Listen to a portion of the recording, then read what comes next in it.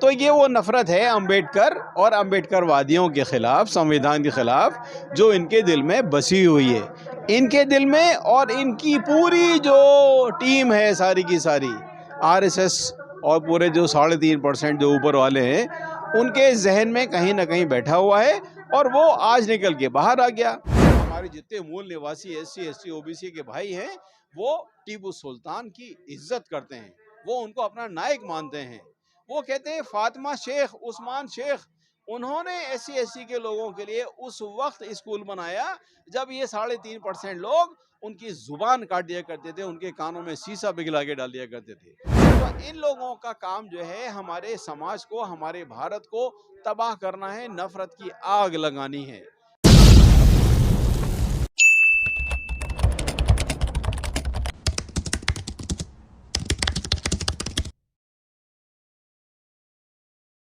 नमस्कार, जोहार, जय मूलवासी। मैं हूं विनोद कुमार देव। आप देख रहे हैं voice Republica, the voice of real representation. साथियों, हमारे साथ राष्ट्रीय मुस्लिम मोर्चा के कुछ वरिष्ठ पदाधिकारी बैठे हुए हैं और आप अलीगढ़ मुस्लिम विश्वविद्यालय से भी ताल्लुक़ रखते हैं। तो आइए सर से बातचीत करते हैं और जो करंट स्थिति है, करंट सिचुएशंस है पूरे देश में जो रन कर रही है, ट्रेंडिंग मुद्दे हैं, उस पर सर के क्या विचार हैं। तो सर, सबसे पहले स्वागत है आपका हमारे चैनल में। थैंक यू, शुक्रिया बहुत बहुत। सर, देश की जनता आपसे स्वयं परिचय जानना चाहेगी और मेरे सब्सक्राइबर भी जानना चाहेंगे। तो मेरा नाम राहत सुल्तान है, मैं अलीगढ़ से आया हूँ। अलीगढ़ में मैं ज़िला अध्यक्ष हूँ राष्ट्रीय मुस्लिम मोर्चा का। राष्ट्रीय मुस्लिम मोर्चा के जिला अध्यक्ष हैं। तो सर, मेरा सवाल आपसे ये है कि अभी देश का गृह मंत्री, देश की सुरक्षा की कमान जिसके हाथ में है, संसद में उस शख्सियत का इस तरीके से बयान आता है, अम्बेडकर अम्बेडकर अम्बेडकर, भगवान का नाम लिया होता तो 7 जन्मों तक स्वर्ग मिल चुका होता। आपके क्या व्यू है सर इस पे? बड़ा अच्छा सवाल किया आपने। इस वक्त ये हॉट केक टॉपिक चल रहा है हमारे भारत में, और अमित शाह ने जो है इस स्टेटमेंट को लेकर के अपनी कब्र खोद ली है, मेरा सिर्फ ये कहना है। और क्या कहते हैं कि मतलब जो अंदर जो नफ़रतें जो भरी होती हैं ना, वो कितना ही छुपाइए, वो आपकी बॉडी लैंग्वेज से या कहीं ना कहीं कभी कभी ज़ुबान से निकल ही जाती है। तो ये वो नफ़रत है अम्बेडकर और अम्बेडकरवादियों के ख़िलाफ़, संविधान के ख़िलाफ़, जो इनके दिल में बसी हुई है, इनके दिल में। और इनकी पूरी जो टीम है सारी की सारी, आरएसएस और पूरे जो 3.5% जो ऊपर वाले हैं, उनके जहन में कहीं ना कहीं बैठा हुआ है और वो आज निकल के बाहर आ गया। अब जैसा कि ये कह रहे हैं ना कि इतना नाम अगर ये भगवान के लिया होता तो स्वर्ग मिल गया होता। अरे बेचारा कहूँगा मैं तो, अकल का मारा आदमी। हमारे अंबेडकर साहब ने जो संविधान दिया है, उस संविधान को अगर तू सही तरीके से पढ़ ले, समझ ले, उसको लागू कर दे, तो स्वर्ग तो तेरी यहीं पर ही बन गई। तुम लोगों ने जो नरक यहाँ बना करके रखी हुई है, उस नरक को स्वर्ग बनाना हमारी जिम्मेदारी है, तभी हमको वो वाली स्वर्ग मिलेगी। हमारा अधिकार यह है कि हम अपनी इस धरती को स्वर्ग बनाएं, आपस में भाईचारा करें, नाइंसाफी के खिलाफ लड़ते रहें। जो तड़ी पार और जो इस तरह के जो लोग आकर के हमारे हुकूमत में बैठ करके गुंडागर्दी करके, हो क्या रहा है कि जो हमारे समाज के अंदर जो इस वक्त ये इन गुंडों की हुकूमत आई है, उसकी वजह यह रही है कि हमारे जो बुद्धिजीवी जो हमारे लोग रहे हैं, उन्होंने अत्याचारों को बर्दाश्त किया है। जो समाज में गलत हो रहा है उसको होने दिया है, आज से नहीं सैकड़ों साल से।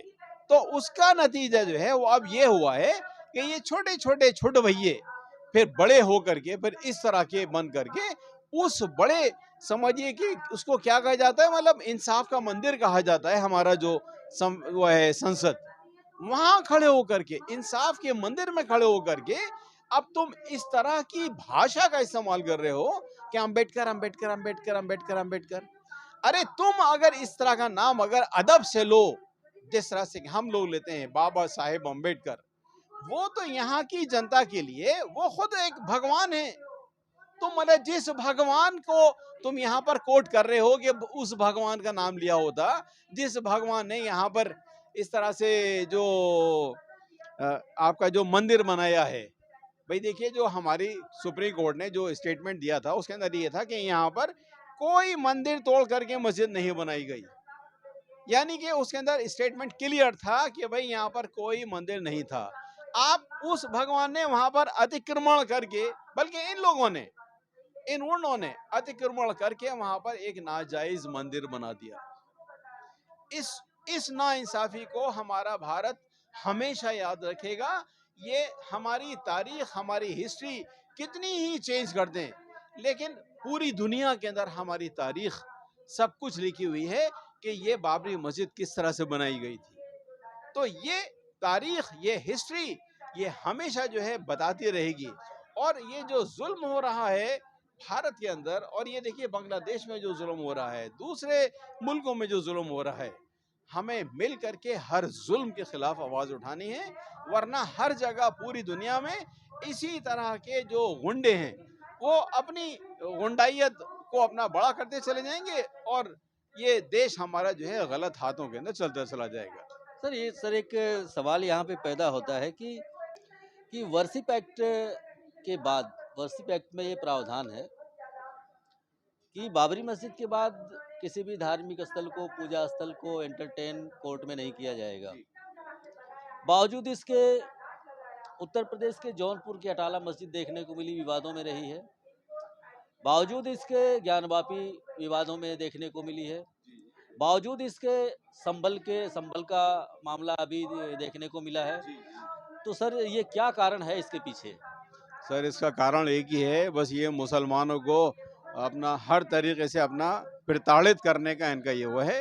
हालांकि जो वो 1991 का जो एक्ट है उसके अंदर क्लियर उसके अंदर है कि भाई ये कि मतलब आप दोबारा से अभी कुछ ऐसा नहीं करेंगे, ये आखिरी एक फैसला था। और वो भी समझिए मुसलमानों ने उस फैसले को, नाजायज़ फैसले को बर्दाश्त करते हुए खामोशी इख्तियार की कि चलो भाई ये सुप्रीम कोर्ट कह रही है कि ये आखिरी था, चलो मतलब जो यहाँ के जो लोग हैं उनकी जो भावनाओं का मामला है, चलो छोड़ो, दे दो, नो प्रॉब्लम। तो मुसलमानों ने बर्दाश्त किया, बर्दाश्त करके उन्होंने इस चीज़ को उन्होंने रख लिया, मान लिया उसको। तो अब ये किसने दिया है? अच्छा, वो विवेक का लगा रह गया था। अच्छा जी, कंटिन्यू सर। तो मेरा कहना यही है कि जो 1991 का जो एक्ट था, अब उसको ये मिसयूज कर रहे हैं। हालांकि वहां पर तो कह दिया गया था कि भाई इसके बाद कुछ नहीं होना है। कोई मतलब 1947 में जो मतलब जैसी इबादत गाह थी, जो जैसी प्लेस ऑफ वर्शिप थी, वैसी ही रहेगी। अब ये साजिशों का एक वो दौर चल रहा है, उसके अंदर ये साजिशों को लेकर के ये ज़बरदस्ती अपना कर रहे हैं। मुसलमान जो है वो किसी हद तक खामोश है एक हिकमत और मसलिहत के तहत। लेकिन अब हम मोदी जी का भी शुक्र अदा करते हैं कि मोदी जी ने मुसलमानों को जगा दिया है। अब तक मुसलमान जो है थोड़ा सा इधर उधर अपना बटे हुए थे, लेकिन अब वो मुसलमान एक प्लेटफॉर्म पर आ रहे हैं।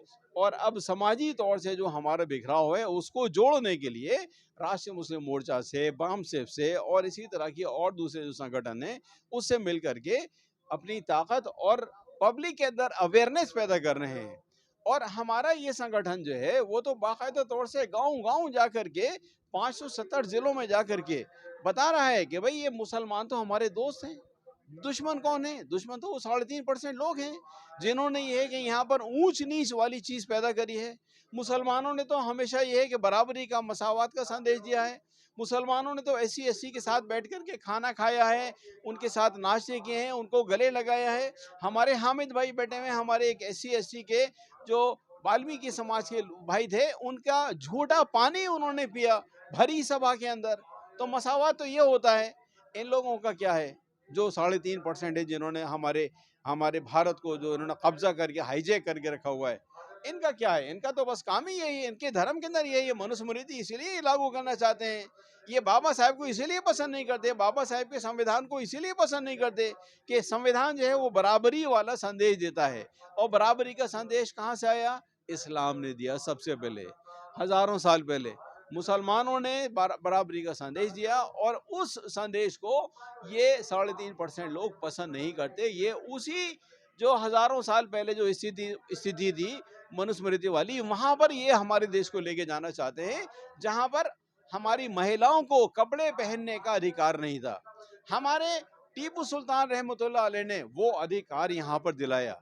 हमारे जितने मूल निवासी एससी, एसटी, ओबीसी के भाई हैं, वो टीपू सुल्तान की इज्जत करते हैं, वो उनको अपना नायक मानते हैं। वो कहते हैं फातिमा शेख, उस्मान शेख, उन्होंने एससी एसटी के लोगों के लिए उस वक्त स्कूल बनाया जब ये 3.5% लोग उनकी जुबान काट दिया करते थे, उनके कानों में शीशा पिघला के डाल दिया करते थे। उस वक्त फातिमा शेख ने स्कूल खोल करके पढ़ाया, उस्मान शेख ने, और उनके साथ हमारे दूसरे हमारे टीचर हुआ करते थे जी। तो हमारा तो ये है, हमें उस अवेयरनेस को हमें जनता के अंदर लेकर के जाना है, और ये ऊंच नीच की जो दीवार है उसको खत्म करना है। आरएसएस ने और ये 3.5% लोगों ने जो ग्रास रूट लेवल पर जो जहर घोला है मुसलमानों के खिलाफ, उस जहर को न्यूट्रलाइज करना है। और ये जो रोजाना एससी एसटी, अभी मैं देख रहा हूँ कि वो 5 छोटे छोटे बच्चों को वो पानी पी लिया था, उन्होंने कहीं जाकर के छू लिया था, वहां पर ये ऊंची जाति के लोग आकर के उन्होंने इस बुरी तरीके से मारा छोटे छोटे से मासूम बच्चों को, हमारे दलित समाज के बच्चों को। ये एक वाक़या थोड़ी है, ये तो अभी रिसेंटली आया है, वरना ये रोजाना के साथ उसने मूंछ रख ली, उसकी मूंछ काट दी। कहीं पर उसको घोड़ी पे अगर वो चढ़ गया, उसको घोड़ी से उतार के नीचे डाल दिया। कहीं पर उसने मतलब गाय लेके जाना है, गाय उसको पकड़ करके उसकी मॉब लिंचिंग कर दी। तो इन लोगों का काम जो है हमारे समाज को, हमारे भारत को तबाह करना है, नफरत की आग लगानी है। हमें अपनी सोच से, अपनी इस मेहनत से, ये बाम सेफ और राष्ट्रीय मुस्लिम मोर्चा और बाम सेफ की जो 90 हमारी ऑफशोर विंग्स हैं, उनके जरिए हमें हमारे एससी एसटी ओबीसी के और माइनॉरिटीज के लोगों को साथ लेकर के चलना है, जो 85 और 90% के आसपास उनकी वो आती है। और जिस दिन इनमें से आधे लोग भी अगर एक प्लेटफॉर्म पर आ जाते हैं, और इनकी तादाद दिन ब दिन बढ़ती चली जा रही है, कुछ लोग मुझसे ये भी कहते हैं कि भाई तुम्हारे एससी एसटी के लोग ही आकर के ये है कि वो दंगा फसाद के अंदर मुसलमानों को मारते हैं।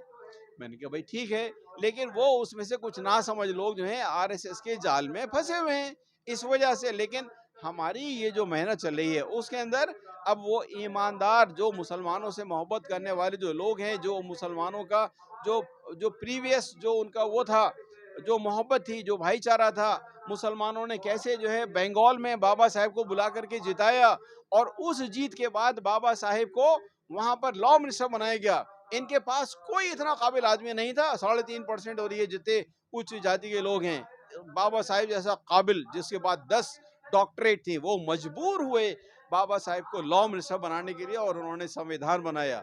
और उस संविधान के जरिए आज एससी एसटी के लोग जमीन से उठ करके यहाँ आ चुके हैं। अब उनको यहाँ ऊपर जाने की वो फिक्र लगी हुई है, और हमारा पूरा का पूरा समाज, पूरा ये 85% समाज जो है अब इस काम के अंदर लगा हुआ है। और वो दिन बहुत दूर नहीं है जब हमारी जीत होगी, जब हमारा राज्य होगा, जब हमारी पूरी तरीके से ताकत हमारे हाथ में होगी। जिस संगठन के अधिवेशन में आज आप राष्ट्रीय मुस्लिम मोर्चा शामिल हुआ है, देश का एससी एसटी ओबीसी कम्युनिटी का सबसे बड़ा ऑर्गेनाइजेशन है।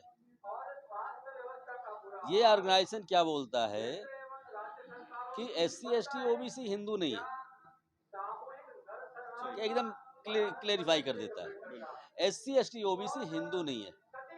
मेरा सवाल ये है कि अगर आप बोलते हो कि एससी एसटी ओबीसी हिंदू नहीं है, तो संभल मस्जिद के नीचे जो मंदिर तलाश कर रहे हैं वो कौन लोग हैं?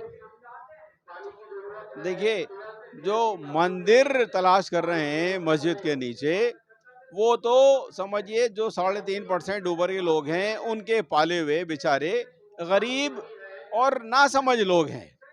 उनको अभी समझाया नहीं गया है। भाई होता ये है कि आदमी जिस माहौल में रहता है ना, वही मानसिकता उसके दिमाग में आ जाती है। उसको जो दिन रात जो पढ़ाया जाता है मुसलमान के खिलाफ, रोजाना पढ़ाते रहो एक बच्चे को, वो जाहिर सी बात है बड़े होकर के मुसलमान से नफरत करेगा। अब आप अगर वो माहौल पैदा कर दो, जैसे कि पहले हमारे देश के अंदर हुआ करता था, सब लोग साथ साथ मिलकर के रहा करते थे। भाई ये जो मुगल शासक आए, अगर वो चाहते तो जाहिर सी बात है वो पूरा का पूरा अपना सारा खत्म करा करके अपना इस्लाम का झंडा पूरा बुलंद कर देते, लेकिन उन्होंने नहीं किया। उन्होंने बाकायदा तौर से सबको साथ लेकर के उन्होंने हमारे भारत को प्रगतिशील बनाया, और इतना प्रगतिशील बनाया कि इसकी जो वो थी जीडीपी, किसी ज़माने में दुनिया में सबसे ऊपर हुआ करती थी। सबसे दौलतमंद मुल्क हमारा हुआ करता था भारत। अब क्या है, इन्होंने मतलब ये मानसिकता फैला करके लोगों को गलत शिक्षा दे दे करके आजकल जो नई शिक्षा पॉलिसी है उसके अंदर क्या है कि साहब 8वीं क्लास तक किसी को फेल नहीं किया जाएगा बच्चे को, है ना। क्लास में आए या ना आए, उसकी अटेंडेंस जो है 90% और 75% के वो आसपास ही रखी जाएगी। ठीक है सर। और स्कूल के अंदर मेरे सामने मैं गवाह हूँ, मतलब अलीगढ़ के अंदर 4 स्कूल ऐसे हैं दिल्ली गेट के आसपास जहां पर सिर्फ एक टीचर है, 4 स्कूलों में एक टीचर। अब आप ये बताइए, और वो टीचर भी पढ़ाने के अलावा सरकार के सारे काम करता है। यानी एक तरह से आपने पढ़ाई जो है 8वीं क्लास तक कर दी शून्य, सिफर कर दिया आपने। और फिर 8वीं क्लास के बाद आप उसका टेस्ट और इम्तहान लेना शुरू कर रहे हैं, तो 9th क्लास में तो वो फेल होना लाजिम है। जब वो फेल हो जाएगा तो क्या करेगा, फिर वही अपना 5 किलो का राशन लेकर के, अपना वो झंडा लेकर के, और आरएसएस की जो गतिविधियां हैं उसके अंदर जा करके वो अपना रोटी खाएगा और उस तरह से उनका गुणगान करेगा। हम क्या चाहते हैं कि भाई जिस तरह से और प्राइवेट स्कूल हैं दिल्ली के अंदर, देखिए केजरीवाल की जैसी भी हुकूमत है, लेकिन ये उसने जो है स्कूलों को अच्छा किया। हमें हमारा जो अधिकार है, हमारा शिक्षा का, हमारा जो रोजगार का, हमारा जो सेहत का, हॉस्पिटल वगैरह हमको जो मिलने चाहिए, वो अधिकार हमें मिलना चाहिए। वो अधिकार की डिमांड हमारे ये पूरे मूल निवासी कर रहे हैं, और उन अधिकारों को ये 3.5% लोगों ने पूरे तरीके से हाईजैक करके रखा हुआ है। 3.5% लोगों के पास 80% 80% रिसोर्सेज हैं। भाई आपके हर जगह, अदालत के अंदर वो हैं, जुडिशरी में, ब्यूरोक्रेसी के अंदर, बिजनेस के अंदर, और कहाँ कहाँ। और उन्होंने हमारे जो बेचारे ये हैं अपना SC ST, उनको कैसे कैसे करके रिजर्वेशन के जरिए मिला। अब उस रिजर्वेशन को भी कैसे खत्म करने, चालाकी से आउटसोर्सिंग करके अपना लोगों को, एम्प्लॉइज को सरकारी डिपार्टमेंट के अंदर भर रहे हैं, प्राइवेट कंपनीज बढ़ा रहे हैं। सारी जो सरकारी कंपनियां हैं, रेल भेल सेल जितनी भी हैं, वो सबको बेच बेच करके ये आरक्षण खत्म करके SC ST को, OBC को, माइनॉरिटीज को ये उसी हजारों साल पहले वाली स्थिति में ले जाके खड़ा करना चाहते हैं जहां पर इनके सारे के सारे गुलाम हों। ये संविधान को खत्म करना चाहते हैं। ये संभल की मस्जिद हो या कोई और दूसरी मस्जिद हो, इनको अभी ये पता नहीं है कि जिस दिन मूल निवासी खड़े हो गए सही तरीके से, इनके सारे मंदिरों के नीचे जो बुद्ध मठ इन्होंने जो छुपा के रखे हुए हैं, अब उनकी बारी आने वाली है। सर एक अंतिम सवाल रहेगा आपसे कि समाज में आप मूल निवासी की बात करते हैं, SC ST OBC और माइनॉरिटी भी शामिल मूल निवासी में है, बट समाज में काफ़ी कम्युनिकेशन गैप देखने में मिलता है जिसकी वजह से काफ़ी कॉम्प्लिकेशंस पैदा हो गई है पूरे देश में। तो इसको फुलफिलमेंट करने का संगठन के पास क्या प्लान है? ये बहुत अच्छा सवाल किया है। ये हमारे मुसलमानों के अंदर थोड़ी सी कमज़ोरी है, क्योंकि उसकी वजह ये है कि अभी मतलब 1947 के बाद मुस्लिम समाज जो है वो धर्म की तरफ ज़रा ज़्यादा झुक गया है। तो और उसके अंदर ये है कि उनको अपने मूल्यवासी भाई को नमस्ते कहते हुए उनका दीन जो है वो उनको संकोच होता है, उनको अच्छा नहीं लगता। तो उसके लिए हमारा ये यहाँ से बाम से व राष्ट्रीय मुस्लिम मोर्चा की तरफ से एक वो सलाम करने का एक नया तरीका निकाला गया है, जय मूल निवासी। जय मूल निवासी यानी कि आप यहाँ के, हमारे भारत के असल सिटीजन हो, बाशिंदे हो। वो तो उसमें तो किसी का ना धर्म खतरे में पड़ता है ना किसी का मजहब। तो जय मूल निवासी का नारा इस वक्त जो है बुलंद हो रहा है, और ये जय मूल निवासी का नारा ऐसा है जो हमारे पूरे भारत को, जितने भी हमारे SC ST हैं, मुस्लिम हैं, माइनॉरिटीज़ हैं, लिंगायत हैं, सिख हैं, ईसाई हैं, किसी को कोई प्रॉब्लम नहीं है ये वाला नारा। इसको प्रॉब्लम जो है वो सिर्फ एक ही, जो ऊपर वाली जो 3.5% वाली जो कम्युनिटी है, सिर्फ उसी को प्रॉब्लम है, क्योंकि वो मूल निवासी नहीं है। मूल निवासी हम सब लोग हैं। और जहाँ तक आपकी देखिए वो बात आई थी, मुस्लिम के अंदर भी जो मेजॉरिटी मुस्लिम्स हैं, मेजॉरिटी क्या, मैं तो कहूँगा 98% जो मुसलमान हैं वो यहीं के पुराने मूल निवासी हैं, जो उन 3.5% के जुल्म के सताए हुए फिर उन्होंने अपना मजहब तब्दील कर लिया, कुछ आ गए इस मजहब में, कुछ आ गए उस मजहब के अंदर, लेकिन हैं बेसिकली डीएनए के भाई। तो हमें अपने डीएनए के भाइयों के साथ उठना है, बैठना है। मैं खुद देखिए आपको बताऊं, मेरे जो फादर थे, मेरे जो परदादा थे, हमारे भारत की आज़ादी की लड़ाई के अंदर सबसे आगे आगे थे। और उन्होंने अपने समझिए कि 76 उनके आलिम और उनके जो साथी थे, जो जो जिन्होंने मतलब उस लड़ाई के अंदर, आज़ादी की लड़ाई में हिस्सा लिया था, शहीद हुए। और अलीगढ़ की जामा मस्जिद के अंदर उनका पूरा मज़ार है 76 उलमाओं का। ये आप यहाँ पर बोध गया के अंदर ये जो सम्मेलन कर रहे हैं, आप इस चीज़ को भी बताइए कि मुसलमानों ने किस तरीके से हमारे मुल्क को आज़ाद कराने के लिए हिस्सा लिया है। और ये सारे के सारे जानते हैं 3.5% ऊपर वाले मुसलमानों का क्या कंट्रीब्यूशन रहा है। इंडिया गेट के ऊपर देख लीजिए, 60% जो है मुसलमानों के नाम लिखे हैं जो शहीद हुए हैं। जो जीटी रोड के ऊपर जो है बड़े बड़े आलिमों को इन्होंने जीटी रोड पर लटकाया था अंग्रेज़ों ने, तो वो अंग्रेज जो है वो एक विदेशी था, वो चला गया। और एक चीज़ और बता दूं, देखिए मतलब कि हमारे मुल्क के अंदर जो भी विदेशी आए, उन्होंने कुछ दिनों तक तो जुल्म किए, उन्होंने अपना राज किया, किसी ने अच्छा किया, किसी ने बुरा किया, लेकिन अल्टीमेटली उनको छोड़ करके जाना पड़ा। देखिए मुग़ल आए, वो चले गए। मुग़ल से पहले ये आए थे आर्या वारिया सारे के सारे, अभी मतलब उनका नंबर है। अंग्रेज़ आए, अंग्रेज़ देखिए उनकी मतलब पूरी दुनिया के अंदर ताकत थी। उनकी सल्तनत में सूरज गुरूब नहीं होता था, इतनी बड़ी सल्तनत थी। उनको झुका दिया हम लोगों ने। तो अब ये 3.5% बेचारे अभी कुछ ही दिन के मेहमान हैं। हम ये नहीं कह रहे कि हम उनको निकाल के बाहर खड़ा करेंगे। हम तो सिर्फ इतना कह रहे हैं कि जिसकी जितनी संख्या भारी, उसकी उतनी हिस्सेदारी। ओके सर, ओके साथियों, सर की बातों से हम आगे भी अवगत कराते रहेंगे। बने रहिए हमारे साथ, मिलते हैं अगली वीडियो में। तब तक के लिए नमस्कार, जोहार, जय मुलवासी।